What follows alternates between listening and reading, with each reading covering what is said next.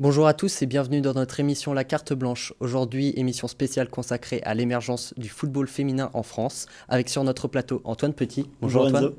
Et Alexandre Maurice. Bonjour Bonjour Enzo. Alexandre. Alors Antoine, parlez-nous de ce reportage. Alors donc nous avons consacré notre reportage sur l'émergence et le développement du sport féminin en France et plus particulièrement dans le football. Donc nous sommes allés à la rencontre d'une équipe amateur, l'équipe de l'APSAP et de leur entraîneur Malik Merabé. Et donc la deuxième partie sera expliquée par Alexandre. Donc pour cette seconde partie de notre reportage, on s'est penché sur le sport féminin professionnel. Donc on est allé rencontrer Inès Jorena, qui est une joueuse du Paris FC et de l'équipe de France au centre d'entraînement du club parisien. Eh bien, n'attendons pas plus, je vous propose de regarder le reportage réalisé par Alexandre Maurice, Antoine Petit et Enzo Urien. Cette image de femme aux chaussettes hautes et crampons vissés aux pieds devient monnaie courante dans les stades français. Depuis de nombreuses années, le football féminin est en pleine expansion. C'est le cas de l'équipe féminine de l'APSAP. Des jeunes femmes venant de tout horizon, s'entraînant quotidiennement sous le regard bienveillant et passionné de leur entraîneur Malik Merabé. J'adore le football, donc j'adore transmettre mon savoir footballistique à une équipe féminine. Voilà, c'est ma passion. Cette dernière décennie a vu un réel engouement se créer dans l'Hexagone, même s'il reste beaucoup à faire.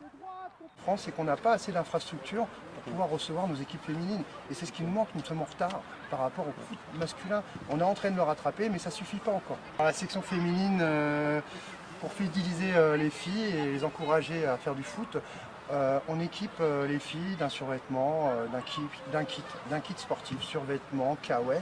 C'est ce qui permet de fidéliser les filles, c'est ce qui permet d'avoir une posture aussi de footballeuse, c'est très important. En effet, au début des années 2000, seulement 28 000 femmes étaient licenciées au sein de la fédération, contre plus de 160 000 aujourd'hui. Outre le nombre croissant de joueuses pratiquant en club, un autre mal vient freiner cet engouement. Il manque encore quelques structures, réaménager quelques stades pour les créneaux pour le club féminin. On manque encore je pense, de lieux en fait où on peut s'entraîner.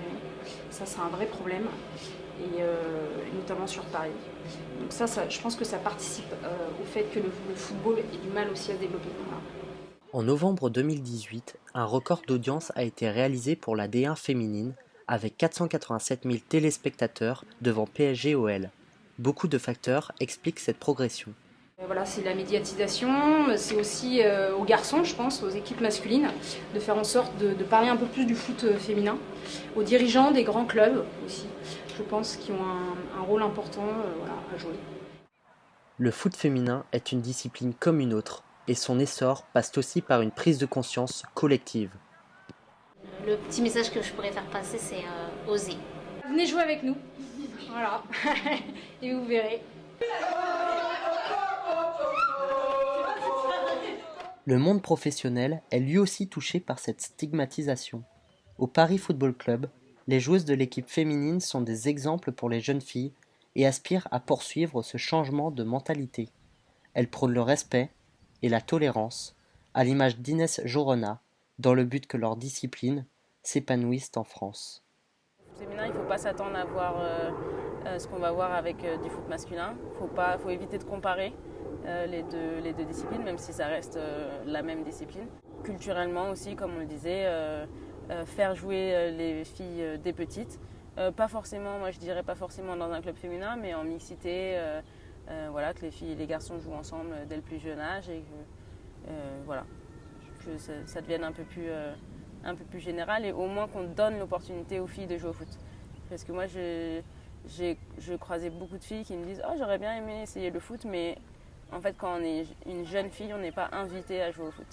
C'est juste vraiment inviter tout le monde à essayer et tout le monde aussi à être tolérant. Et je sais que des fois, il y a des jeunes garçons qui interdisent ou qui ne souhaitent pas qu'il y ait des filles qui jouent avec eux. Et voilà, juste envoyer un message de tolérance et que ce soit pour n'importe quelle discipline, que n'importe quelle discipline soit accessible à tous. À un mois du mondial en France, cette compétition peut être une vitrine et un incroyable tremplin pour le football féminin. En espérant un beau parcours et la victoire finale pour les Bleus dans cette Coupe du Monde qui se déroulera en France, afin que le foot féminin poursuive son évolution. Merci Antoine et Alexandre d'avoir été présents sur notre Merci plateau. à vous. Je vous remercie d'avoir suivi notre émission. Bonne fin de journée.